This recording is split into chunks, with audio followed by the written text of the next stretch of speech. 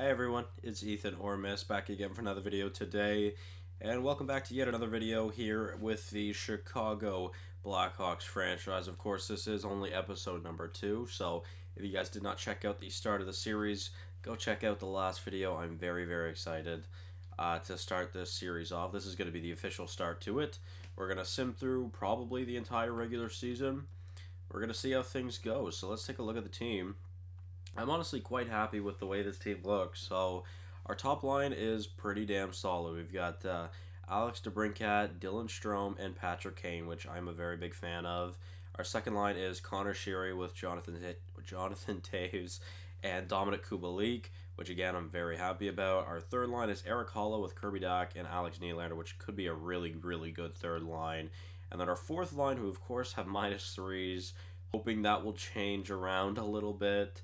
Hopefully it won't make too much of an issue on that line, but if it does, we'll of course make some changes. It's with Lucas Wallmark and Matthias Janmark. Then defensively, we have Duncan Keith with Adam Boqvist. Then we have Sami Vatanen with Nikita Zadorov and Calvin DeHaan with Connor Murphy. So a pretty solid team. Colin Delia and Malcolm Subban is the goaltending tandem, which I'm slightly worried about. I don't know. We'll see how things go. And quickly, I might just take a look to see what I could actually do here to make things better. I feel like if I change... I feel like if I change Shaw to a two-way forward, which honestly he's a very good two-way forward, maybe that line chemistry will be a little bit better. So I have not done this yet this year just because I just couldn't be asked really, but I'm going to now to see if it makes it better because honestly really sucks. I don't really know how much it truly affects a team or a player, I guess. Oh, you can't. I thought you could change their player types this year. That's right. I knew you couldn't change their position, but for some reason I thought you could still change the player type, but I guess not. So, yeah, that's unfortunate. Well, I guess we're just going to have to live with it for now. We'll see how much it really affects us, like I said. So, let's go, guys. Let's hop in this first game. We might as well. Let's just see how good if good at all, really. So, let's go. First period of the first game of this series. Let's see. 0-0. We outshot Ottawa 12-4, though, which is pretty good. So, yeah, let's go. Second period. Still 0-0. 22-17 are the shots in favor of us. Let's see who gets the first goal. We have a power play opportunity, which I did do the special teams. I'm just not going to show you guys for now, but I'm sure you can imagine looking at the team who's on what. We're coming down to the wire here in game number 1 of the season, and it's looking like we're going to have an overtime game here in game number 1 of the season. Can we get the win in overtime? No, we're going to a shootout. So let's see. And Alex Galchenyuk with the only goal of the shootout, and Ottawa gets the win. So, I mean, thankfully we at least get a point in the first game of the season, but unfortunately, no win. So obviously, no points from anyone on our team that game. But yeah, so I think it's just time we start simming, guys. Like I said, I'm not too worried. I think this team is honestly pretty solid, and with the signings we made in the last episode, I honestly think this team could make an effort to compete for a or for a playoff spot. We'll see how it goes. Through the first 5 games, we're 2-2-1, which isn't that bad. Jonathan Toews for Jared Spurgeon. No, thank you. I'm not getting rid of any of the players on the block. Well, maybe Peary and Shaw, but definitely not getting rid of Strome or Toews. So they are going to be staples of this series, I hope. Well, of course, obviously it's Jonathan Toews. He's of Hawks history forever. So 3-5-2 through the first 10 games, which honestly isn't that bad of a record as we head into the month of November with a record of 4-6-2. Andrew Shaw for 5th and 7th. Could honestly probably get more than that for him, but I don't have any plans on trading him away. Maybe it'll come, but I have no plans in it right now. Connor Sheary, Brennan Peary again. I don't really have any plans on trading away any of these players currently, and we're actually fighting for a record above 500. Oh, oh my. That hurt. Oh, I also assigned the scouts to their respective regions off camera for you guys, just to make it a little bit easier for you guys, just so you wouldn't have to watch or sit and watch through that. So, Yara Halak offer there from Boston. Maybe we can come back to that. Not sure though. We've got two pretty young goalies, which I like. So 10, 13, and 3 honestly isn't that bad of a record, but it puts us in bottom of the division. Our division is very strong this season. You see, we're tied for second last in the conference, and yeah, we're tied for like fourth last throughout the league. So I guess not that great, to be fair, but I mean, honestly, 23 points for this team doesn't seem that bad. Let's just see how everyone's doing. So only 19 points from DeBrincat, only 22 points from Strome, and only 24 points from Kane. I honestly would have just expected better out of that top line. Continue on. We'll see how it goes. Kubalik with only 8 points. Taves with 21, and Sheary with only 11. So I don't think that second line is working all that well. So let's maybe make a change. You would think they'd be better with the +3, but I guess not. So let's try this +3 instead of Kubalik, Taves, and Holla. Maybe that will make things a little bit better. Not that I want to, but might change up this line. Man, just wherever Andrew Shaw plays, he just is not he's just not a nice man. He just does not want to play with anyone. I think I'm just gonna make that one line change for now. Let's see though, what about our D-core? 8 points from Boqvist so far, not too bad. Honestly, not too bad from our D-core point wise.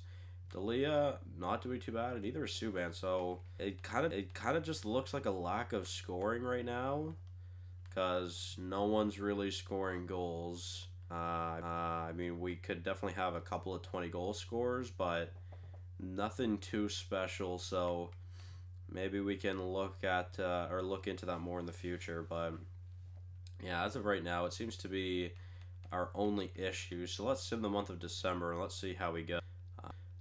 So a win to start off the month, which isn't bad than a loss. So 1-1. I'm gonna try to keep track of the record this month to see how we do. It's 2-1, 2-2. Would like to get into 500 range, to be honest, because of course with Jonathan Taves and Patrick Kane still on this team, and Seabrook, and well, I guess not Seabrook, but and Keith as well, I really would like this team to succeed. So we're up to what? We were on a 3-game win streak there. 1, 2, 3, 4, 5, 6, 7, 8, and 1, 2, 3, 4. So we're actually 11-4, 11-5 throughout the month of December, which was not bad at all. 2018-3, we are above 500, which is pretty good. Kane is a point per game player, and we're now in 3rd in the division, so that's actually very good. Nice. Cool. Alright, so now let's go take a look at what this team is looking like. Kane's already down to a 90. Jesus, he's already dropping. That's awful.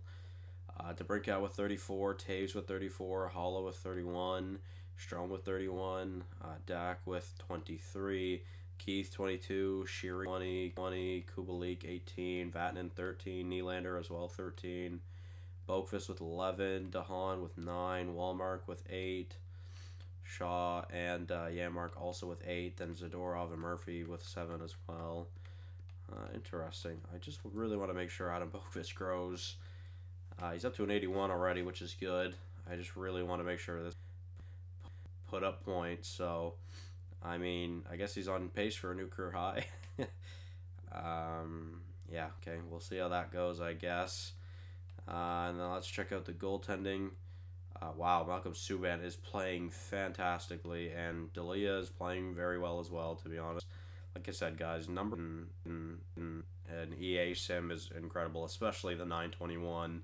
But like an 896, that's like league average for a goalie in the EA sim for whatever reason. So, but yeah, Malcolm Subban is playing crazy good, which is very good. So now, of course, we're going to be simming up to the deadline, and depending on how these last 2 months go, obviously will change how we attack not free agency, sorry, the deadline. So let's see what happens.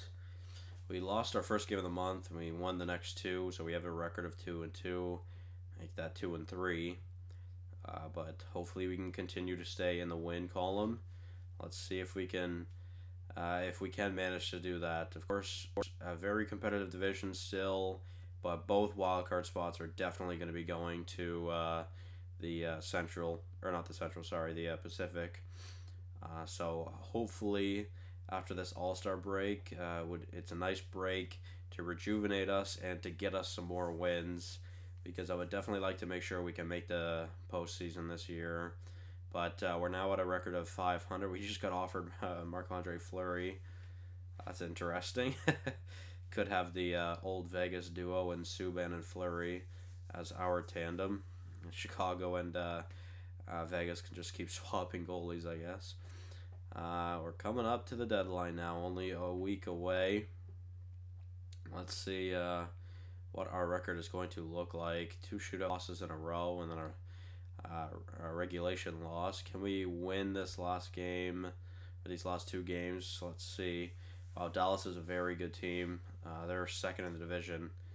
And wow, man, yeah, who was in first in our division? The Avs, 36, 20, and 6. The Avs are doing very well, and the Flames are doing really good. 40, 18, and 3, 40 wins by the deadline, and Maple Leafs as well, 41, 19, and 1. So we're honestly not in that bad of a position, but not in that great of a position, because we go on like a 4-game losing streak, we could really be completely out of the playoffs there. So I'm not too sure how I want to attack this. DeBrincat's up to an 86, which is nice. Strome, what is that? 43? Yeah, 43 points. I feel like Strome isn't doing enough right now. Not that I really want to put Taves on that top line and make Strome play with Kubalik and Holla, but I mean, Kubalik's up to an 82 now, and he's not doing too bad, and Holla is doing very well, honestly. Sheary's doing much better on the third line, so is Dak, and Nylander is doing pretty solid, to be fair. Janmark, meh. Walmark, not bad. Shaw, not bad.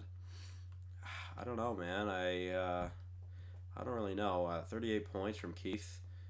Boquist has really stepped up from where we left off. He's now up to 28 points, and he's up to an 82 as well. He's growing very, very well, very fast, so that's nice.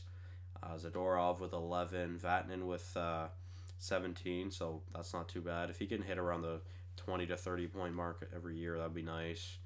DeHaan with 14 or 13, sorry. Murphy with 10. And again, we might as well take a look at the goaltenders. So Delia slowed down, and Subban slowed down a little bit as well. But overall, they're still splitting games, and they're both doing relatively well. I don't really know what to do here for the deadline. So I guess let's just simulate this Dallas game. To be honest, I meant to just advance a day, but this would be a huge win if we could beat Dallas here. Well, at least we get a point. Let's see what we can do here in the overtime frame. Let's see if maybe we can get a win. Not looking like it'll come in overtime. Guess we're going to the shootout, and we do get the win, so that's huge. Not that we're going to catch up to Dallas, but the extra point definitely helps. So just considering the Wild are pretty close to us. They have the same amount of games as us, but they're pretty close to us. I don't think the Preds and Blues are much of an issue for us, but the Jets and Wild definitely are. And of course, if we drop to 4th or 5th, we're out of the playoffs. Because there's a chance we could catch the Kings, but they have 2 games in hand and they're 2 points ahead of us. So I don't know. This is going to be a very close race to end off the season. So let's sim to the deadline. I'm going to say a conservative buyer, to be honest. We're going to enter the deadline, and I guess we can explore our options just to see what's out there. You know, Fleury's out there. He's not doing that great, but honestly, it'd be very interesting to bring him in. Binnington, similar scenario, not doing that great. But obviously, it's a better goalie, and who knows, maybe Binnington or Fleury would do better here. Nugent Hopkins is very interesting as a rental. I definitely don't think I'd be able to take him on after that. That'd be interesting. Subban, some Buffalo, Martin Ferk to Boston for a first and a fifth. Damn, Phil. Let's bring Phil to Chicago. We can bring Jarmelson back to Chicago. Oh, sorry, not off the market. I just want to see all the available players to see what is out there. Eric Stahl, he's doing very well. Jaden Schwartz, doing pretty well. Mike Hoffman, not doing that great. He's back in Ottawa. Nice. Kevin Shattenkirk, not doing too bad. That'd be a good boost to the decor. Honestly, I don't mind his contract either. To be fair, it's not that bad. Ryan Murray, not doing too bad. Tyson Barrie, Kadobin, Atkinson, that's a very long contract. Don't necessarily want. Merzlikins isn't doing too bad. Merzlikins is interesting. Columbus has traded Mikko Koivu and Nick Foligno and Zach Smith to Dallas for Antonio Stranges. Damn, big trade. I don't really know how to attack this here, guys. Yarrow, Pekka, Granlund, yeah, back in Minnesota, nice. Strawman, Bear, Demers, Dunn, Galchenyuk, Roslovic, Iafallo. I really don't know how to. Carolina's traded the 2 picks and a prospect for Merzlikins, so that was gone fast. That didn't take long. See, you would think of Nugent Hopkins as more of a playmaker than a goal scorer, but he's doing very good in both. How much value is it? He doesn't have that much value, but, like, what are we giving up here? You know?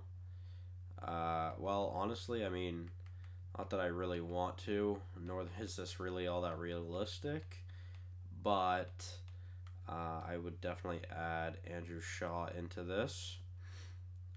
And then after that, I don't even know where we go. Like, we have a second rounder. We don't have our third this year. So, like, we could obviously add our second. That means we wouldn't have a pick from the first round to the 4th round. And, of course, we don't have any. It's just skaters. Let's see, like, is there anyone that we could honestly move on from? I mean, maybe Entwistle, Regula, 64 or 20 isn't that great. Matthew Highmore, Chris, who's this guy? Chad Chris. I mean, like, I think this might honestly go through. Edmonton isn't a good team this year.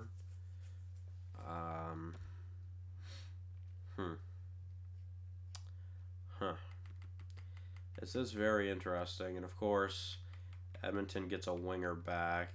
They get a decent draft pick and a defensive prospect, which honestly, this seems relatively realistic, but I feel like we should definitely be giving up a lot more for Nugent Hopkins.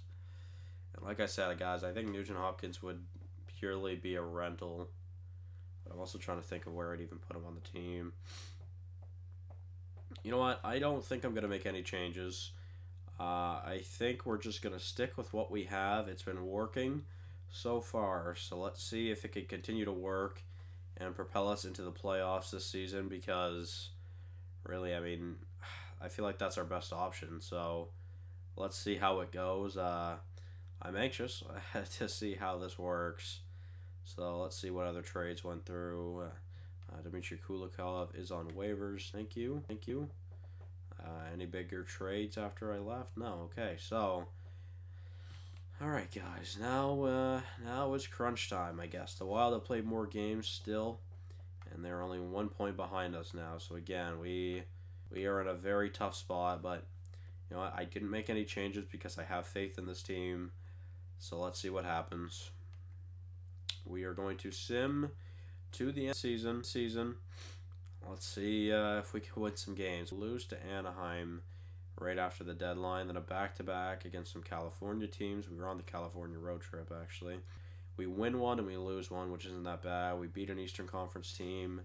I see we're still steady in third base. And we still have a game in hand against the Wild, which definitely helps. But I like that we're getting wins, and I like that we're getting points as well, because really anything helps at this point. A home against Colorado, and we lose both, which isn't good. Thankfully, the Wild have taken a break, and we're coming down to the wire here, but I think we make it. We do. We have clinched a playoff spot this season, guys. Let's go. And the Wild really fell off there to end the season. That's not good for them. Just sounds like us over in the old Wild series. So, damn. Honestly, we could have even made the playoffs if we had been in the Pacific. It would have been much closer, but yeah, let's go, guys. Very, very happy about that. So we, of course, have made the playoffs for this upcoming season. Patrick Kane led the team in points. We will be playing the Dallas Stars. Patrick Kane's down to an 89. Oh my god, he is dropping fast. I've never seen him drop this fast. What the hell? Jesus, man. Okay, that's terrifying. What about Taves? He hasn't dropped yet. That's odd. Okay, well, either way, Patrick Kane, 80 points this season and 44 goals. Not bad. We had 28 goals from Eric Halla. I mean, Eric Halla is probably going to get a big boost. I might have to look at extending him here, because he's one of the few players on an expiring deal this season. Dominic Kubalik with 20 goals, DeBrincat with 20 goals, Hall with 28, and with 44. Those are our top 4 goal scorers. The only players to surpass 20 goals. Duncan Keith with 57 points, very, very good. Dylan Strome 56, Kirby Dach 47 on the third line is not bad at all. Kubalik with 46, Boqvist with 42. That's pretty solid. And only his, I think, sophomore. I think that's how it works. Sophomore year. Sheary with 37, a pretty good signing. Nylander with 29, Shaw with 21, Vatanen with 19. Didn't quite hit the 20-point mark like I had hoped, but overall still pretty solid. You would think he would put up more points just because of how good his offensive stats are, but I guess not.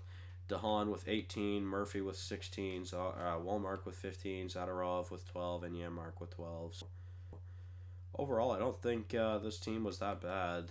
The goaltending, 918 from Subban is pretty solid, and an 896 from Delia. So honestly, a pretty good tandem all around. We only let up 226 goals this season, which really, I don't think that's that many. So pretty good team defensively, I guess, guys. 46 wins for Markstrom, leads the league. He had a great season. Wow.